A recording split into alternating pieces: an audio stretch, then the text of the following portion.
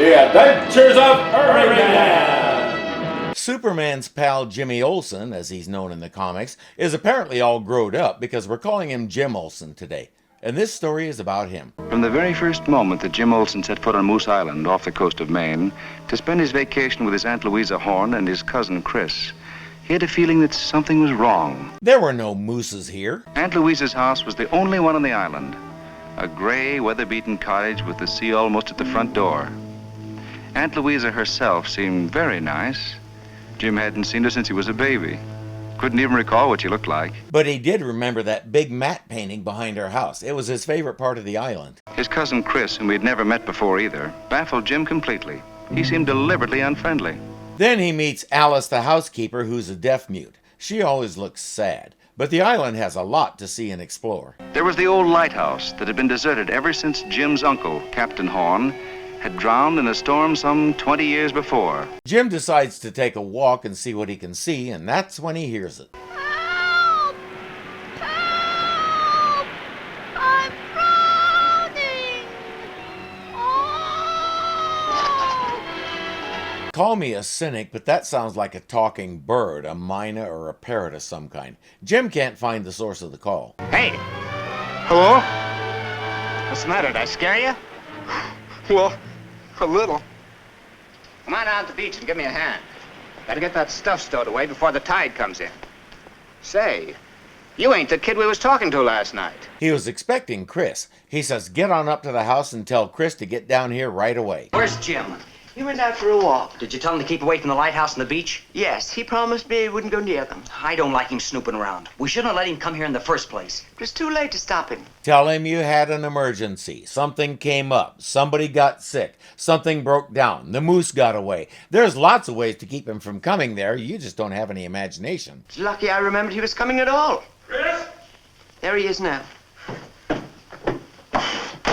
Where have you been?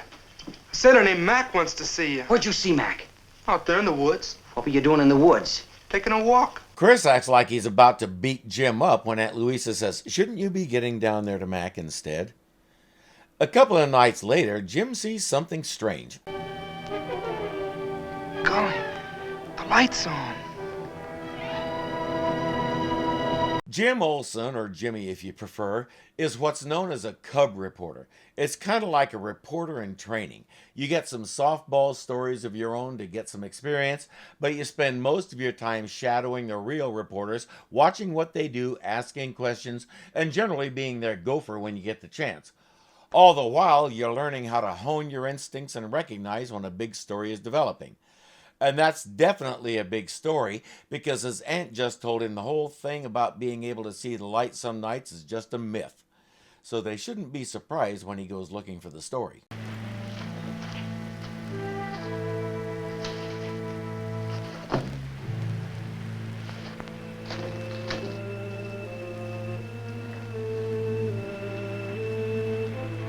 He has a room of his own inside, but he prefers to sleep under that boat, most likely hanging upside down. He follows Jim to the lighthouse, where the light is now off and the door is locked. Jim can't let this story go, so he's looking for something to pry the door open. Thanks, but I already have this little pry bar. If you write one word about anything you've seen around here, Chris, you wouldn't knife me. I will, so help me, if I ever catch you prowling around here again, sticking your nose in where it don't belong. Go on and get to bed. He's definitely not a kissing cousin. Jim goes back to his room, but there's a note on his pillow.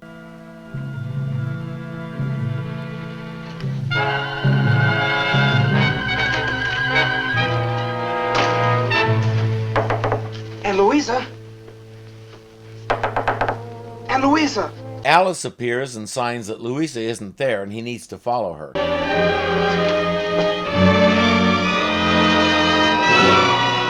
Where do you two think you're going? Aunt Louisa, are you all right? What do you mean, am I all right? Well, you weren't in your room. We were just going out to look for you. Alice should have known better than that. Go to your room. The next day, Jim is on the phone to Clark Kent in Metropolis. He says, there's something very weird happening here. You need to come help me find out what it is. He's distressed enough that Clark decides not to wait for a flight to Maine and a boat to Moose Island.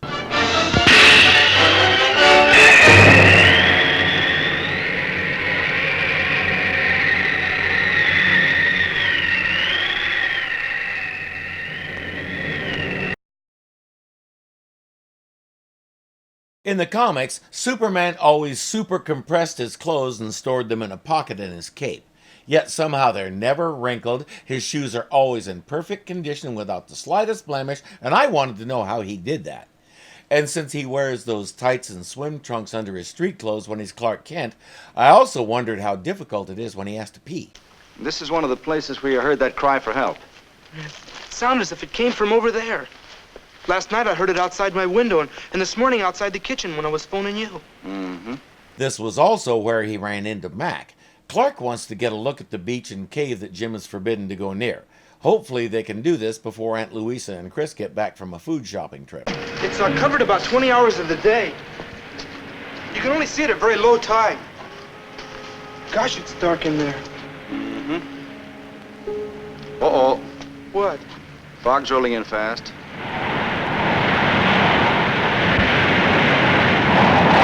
Clark has already figured out that we've got some kind of smuggling operation going on here. The only question is who's in on it and who isn't.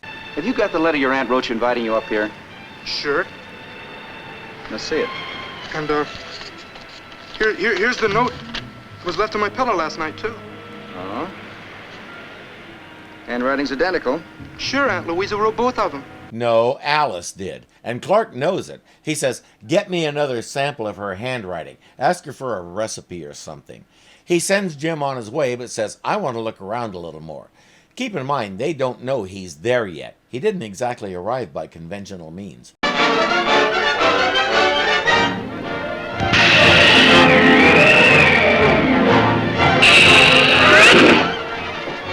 Superman! Nobody but the Coast Guard knows Superman is there either, so he has a big advantage. In the house, Jim has discovered that the handwriting on those notes and the handwriting on the recipe Aunt Louisa wrote out for him are very different. Alice appears at the door.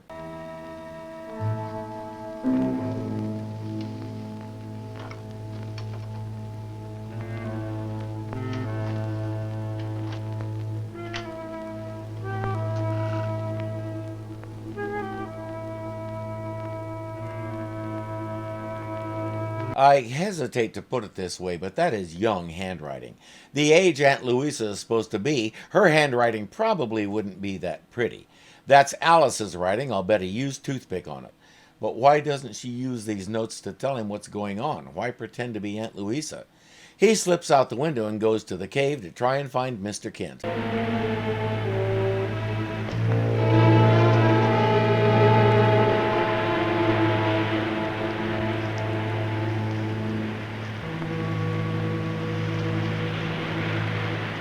Kent isn't in the cave, so he heads back out.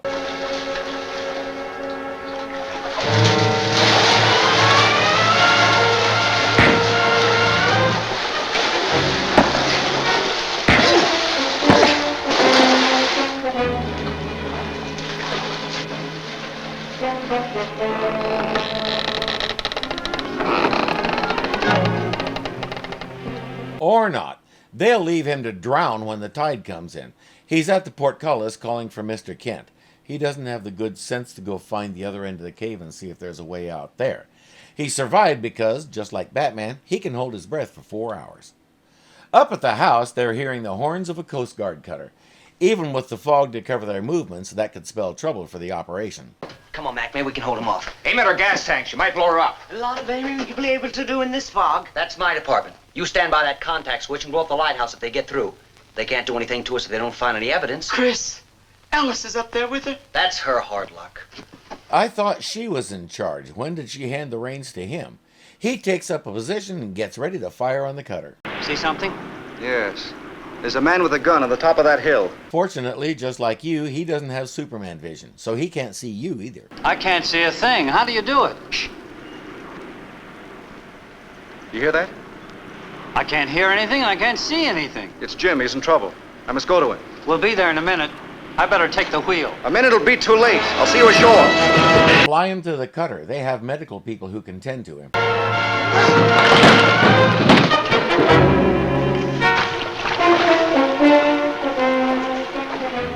Or you can put him down right out in the open where he's vulnerable. Much better move. And now it's time for another edition of Stupid Criminals, starring Mac.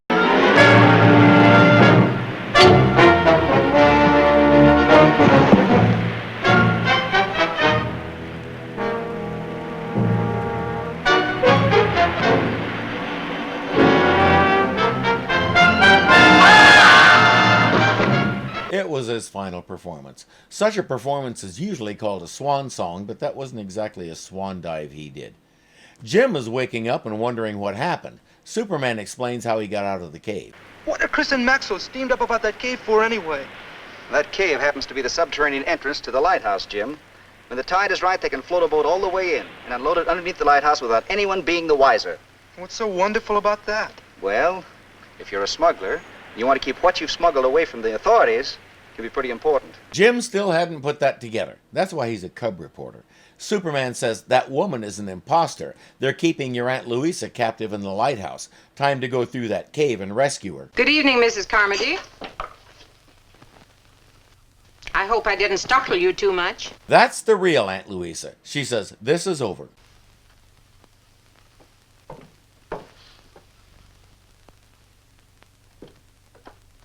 Does Alice know how to tie someone up? I'm going to say no. Did I do it well? Perfectly. You're wonderful, Aunt Louise. All my life I've been wanting to capture somebody with a pistol.